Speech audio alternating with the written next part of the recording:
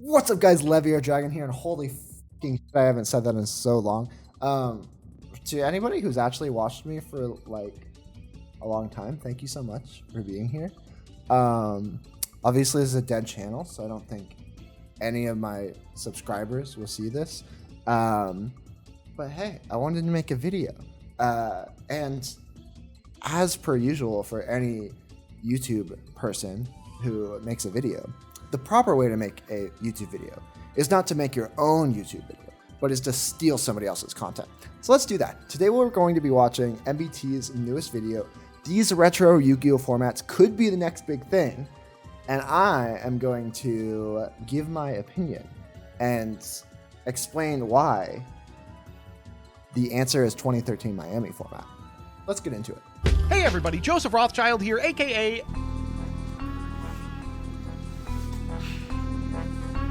Jesus Christ, bro.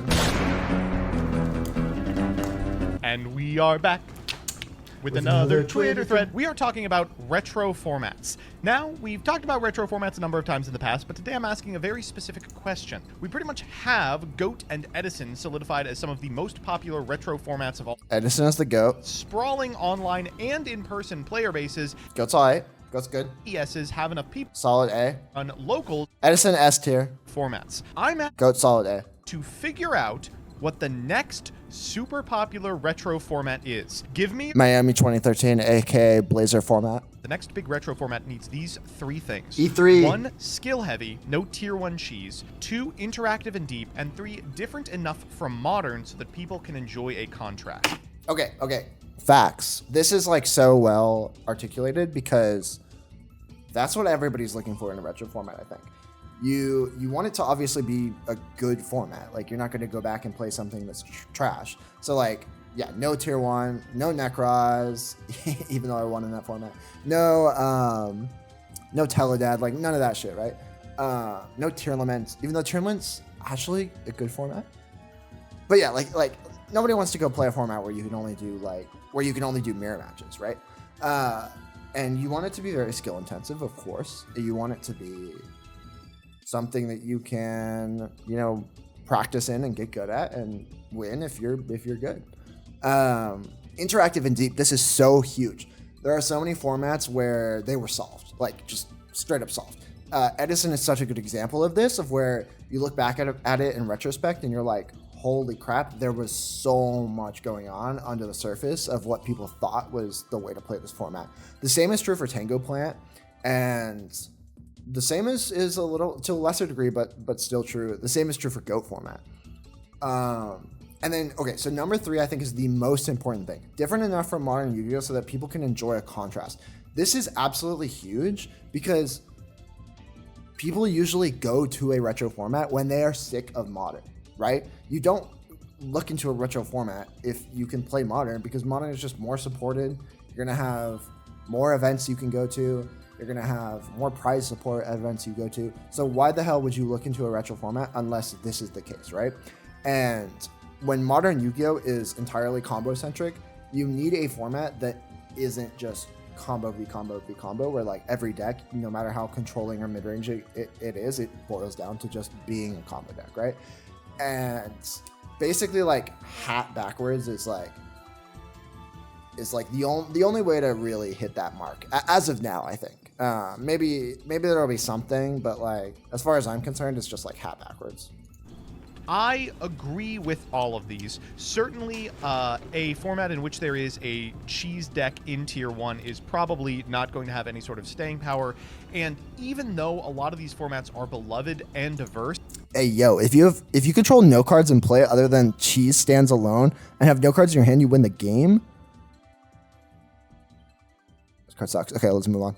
a lot of them have very few choices being made. We'll talk about this when we go into the 2016 formats that I know people have posted. One thing I probably disagree with Keegan, though, is what qualifies a deck from being different than modern Yu-Gi-Oh. I would think a format like 2015's Duelist Alliance would be different enough from modern Yu-Gi-Oh No.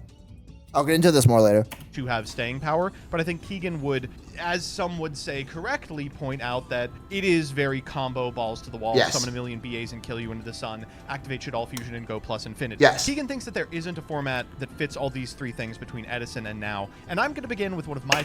No, that's absolutely incorrect. Between Edison and Now, just look at Tengu Plant. I mean, that just instantly dismisses that. Tengu Plant is a format with combo, with, you know, synchrocentric, but it also has amazing mid-range and control options. It has TG stun. It has Gravekeepers. Is so much. Like, it's just those type of decks you can't play in Modern, and you can't play like I say in most formats post hat. But yeah, like it's like since Edison, like of course it counts. And in 2013, you have control deck. You have Dino Rabbit. Honestly, any format with Dino Rabbit being an actual deck in the meta, I think is not current YuGiOh, or is going to be different enough from current YuGiOh. NAWCQ format from 2016, largely populated by Burning Abyss, Monarch, Cosmo, and Performapal Pendulum. This format trash ass. Every single absolute deck had trash. Incredibly powerful tools and popped off almost every single turn, but nothing they put up was so unbelievably strong that it... Okay, he literally just pointed out like every deck was combo. Like people don't want to play in formats, or you know, not people, like a lot of people do. A lot of people don't want to play in formats where essentially you're just picking your poison between 4 different decks that essentially all boil down to the exact same thing. Like, as I think he's going to mention, all of these decks do the same thing but have like a different end board. And like, yeah, the boards are crackable, so of course it's back and forth, which is a lot cooler than Modern. But like, it's just all combo decks. Like, there's nothing different going on. Be beaten by the opponent. You even had a ton of variation between decks. Burning Abyss had Burning Abyss Phantom Knight, Burning Abyss Pure. You could throw Kaijus in to improve your Cosmo matchup. And of course, the build of Cosmo that was popularized around the WCQ, Demise Cosmo, playing the newly released Card of Demise. Card of Demise, bro. No, missed me with that. And of course, Pepe was Pepe. There were even cool decks around the margins of this format. Cleafort. Yeah, Pepe is Pepe. Super Quantum was... Format with Pepe. I don't... No. Miss me, bro. Cleafort's cool. Cleafort's cool. I support Cleafort. Tengu Plant being included in official... Besides hating pendulums, because fuck pendulums, Cleafort is cool. I like Cleafort. It's a cool control It's deck. getting more play than ever, and more decks are popping up, showing the format's diversity and depth. I don't know how I feel about this. I think that Tengu is very close to being the third pillar of retro Tengu's formats. good. I mean, Konami is actively saying so, insofar as they are running Ultimate Time Wizard events, and the 3v3 includes it as a format. But going back to what Keegan said, don't think it applies to all of those. I don't think the pace of play is that much different than it is in Edison. There are some like balls to the wall combo decks, but Okay, I agree. I agree with what he's saying here, but the problem is that like it does match all 3 of those things because Edison matches all 3 of those things. But yeah. Exist in Edison too. Yeah. And it's pretty much the same decks. Big Pile playing 3 copies of Instant Fusion that loses to anything that has... They're really similar formats, honestly, in the way they feel. Been located in the interim since Tengu Plant, but none of them have really dethroned Tengu in the way that Quick Draw Dandy was dethroned. And a lot of the ones that were developed are really frustrating to have to play against. I mean, look at Gravekeeper and Royal Tribute. One of those scenarios... Sure. Royal Tribute is annoying. It's a very sacky card. Yeah, I agree with that. For it, and Maxi's legal. I don't know. Who cares that Maxi is legal in Tengu, bro? Like the card's not even that good. It's just like modern players don't understand that like Maxi is broken when every deck is combo. When it's only a tool used against combo, it's perfectly reasonable. So many decks in Tengu don't even main that, and they probably shouldn't main it. It's just like specific decks who need to main it or have like more use for monsters, like they can just synchro it off if it's not good in the matchup. But like, it's such a like just reasonable, fine, balanced, good card in that format, bro.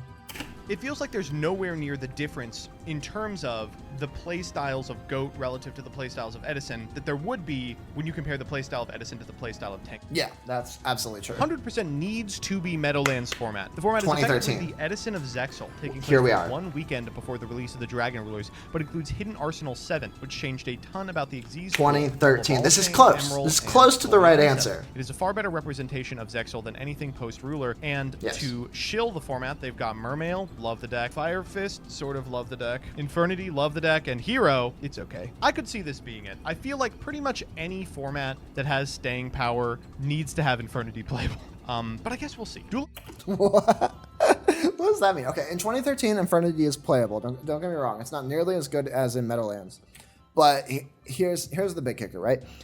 With Hidden Arsenal 7 and the ban list before Meadowlands, it just makes it such a less interesting and overall like way less iconic format. Like you look at Miami and it's like, okay, yeah, you have Mermail, you have Firefist, these awesome new decks, and you have Rabbit, Inzektor, Windup, all really good in the meta, whereas like in Meadowlands they're so much worse. I mean, Windup's like isn't even in the meta, Inzektor's just so much worse, and Rabbit's still fine. I'm like, okay, that's where they are.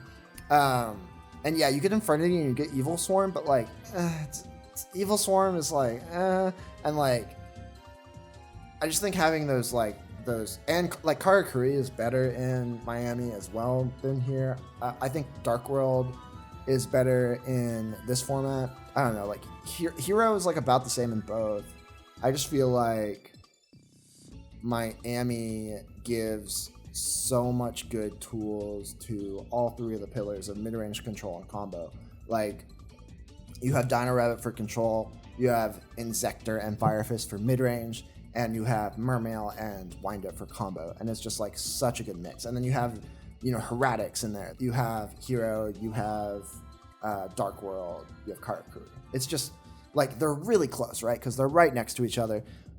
Miami was right before Hidden Arsenal 7 and right before that ban list, and then Meadowlands, you know, includes those two things, the ban list and Hidden Arsenal 7. So they're very close formats, but yeah, I think overall Miami is just better than Meadowlands, but they're both extremely good formats. Don't get me wrong. Like Meadowlands is great. I love Meadowlands. It's extremely fun, really good format.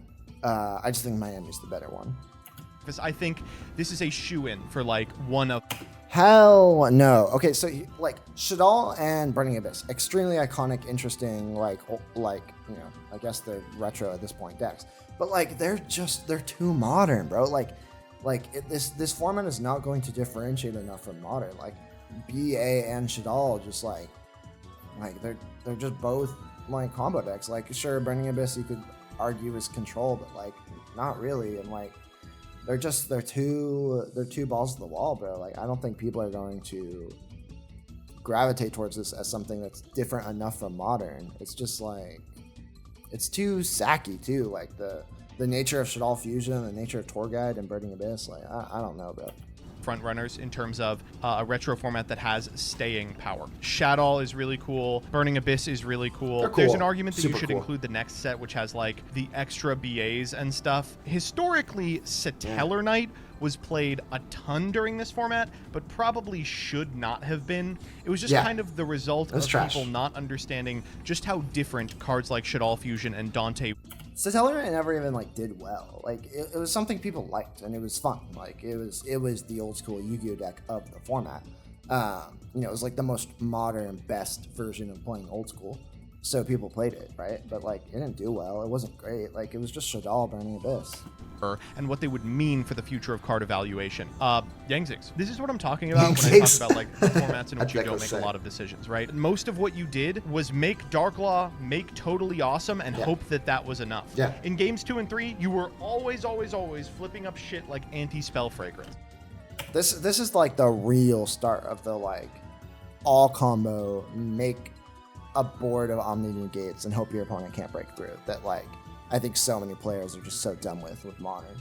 And this is a perfect example. Like this format's trash because every single deck is doing the exact same thing. It just has different tools and it has different ways of making a different board that is just as many negates as you can summon. It's not fun. Significant amount of different decks, all of which have different engines included in them, but all of which are secretly in service of the same end goal, which is to set up enough points of interaction that you never actually have to think about what you're doing while your opponent is playing. At the time, I think that we thought it was okay because the cap on what you would have to think about over the course of a Yu-Gi-Oh game was so much lower than it is now. But like, if you compare the gameplay from this era versus the gameplay from Agov, it's like night and day. Yeah, honestly, like modern is more fun than this. Like Agov modern in particular, like right now it's a little dicey, but like post Agov was interesting. Like it's like it's a diverse, interesting format for sure. It's not like Like as I assume you know by now, it's not nearly as good as retro, especially like 2015 prior, not including ruler format. Give me toss at a YCS Konami says Dire. I don't. Stop. Toss sucks. The weirdest part about Toss is it doesn't feel that different than current Yu-Gi-Oh! I mean, people still show up to events with Salamangreat and with Sky Striker. Exactly. And I guess that said, it is an incredibly fun format. There is an online community that is trying to get it off the ground with a very specific ban list, and I would not be surprised to see it take the place. Sure, it's fun, but like it doesn't fit the number 3 rule that E3 mentions, which I completely agree with. Like it's modern. It's modern, and there's never going back to old school Yu-Gi-Oh, post like around 2015. And that is completely emulated in the way it flows and the way it's played and the way the game feels. And it's just not the same. Like of the third slot. Heron says, I think post-AGOV pre-January ban list has potential as a retro format. Absolutely agree. Oh, I love this format. Again, just like good format, but like it's modern. Chained, Rescue Ace, Tearlament, Pearly. All these decks were really cool, had really different strengths and weaknesses out of the board that automatically cleaned up a majority of the metagame. I like it so much, but it's going to take a long time before this catches on because we are kind of still living in it. Despite it being the 25th anniversary of Yu-Gi-Oh!, it's pretty clear that there's probably only a handful of formats that even qualify for the title of retro format playable. Like, people bringing up all these like crazy formats and it's just like stuff that's nostalgia for them or stuff they remember, and it's like, oh, like this is actually good. But like, no, most of them are not. Like, Yu-Gi-Oh! Has so many dog shit formats because they're not good at balancing the game. Like, duh. Everybody knows this. And it's like, it's the best formats are those little tiny windows where, like, nobody, like, really was able to fully explore them before, like, some random new broken set dropped and changed everything. Or some random overcompensating ban list dropped and, like, blew everything up. Like, in Miami, we did not have time to work out Mermail and Fire Fist and find their place in the metagame and see how good they really were. I mean, like, Billy Break and Jeff Jones thought that Mermail was the best deck for that tournament, and Billy Break got top 4 with it. It's like, yeah, Wind Up ended up winning the event, but who knows, with more experience and workshopping that deck more, like, it might be the best deck of the format. We don't know. There's not enough people playing it. There's not enough retrospect to see that for sure yet. And that's the thing, like those little slivers of time, they weren't fully fleshed out before, in Miami's case, an overcompensating ban list came out to just nuke Windup. And while I think Meadowlands is good, and like Windup is still an interesting deck in that format, whether it's like tier 2 or tier 3, it's still like playable and cool. But man, like I do think Mermail is kind of too powerful in Meadowlands. Like it's just like yeah, of course, like it's not tier 0 or anything like that. Like it's a good format, like I've been saying. I just think Miami is so much cooler because it has the classic rock paper scissors situation of Dino Rabbit, Inzektor, Windup, but then you splash in Mermail, you splash in Fire Fist, and it just makes it so much cooler. Anyway, guys, thank you so much for watching. If you want to try out YCS Miami 2013 format or Blazer format, I'll have some links in the description. I'm going to be making a lot more content about the format. I just think it's so good and so fun. So expect a lot more content coming on that. And that was about the retro formats that could be the next big thing and why it is YCS Miami 2013 format. Thank you guys so much for watching the big 3 of GOAT, Edison, and Miami. Konami, make it happen. All right, peace, guys. Till next time.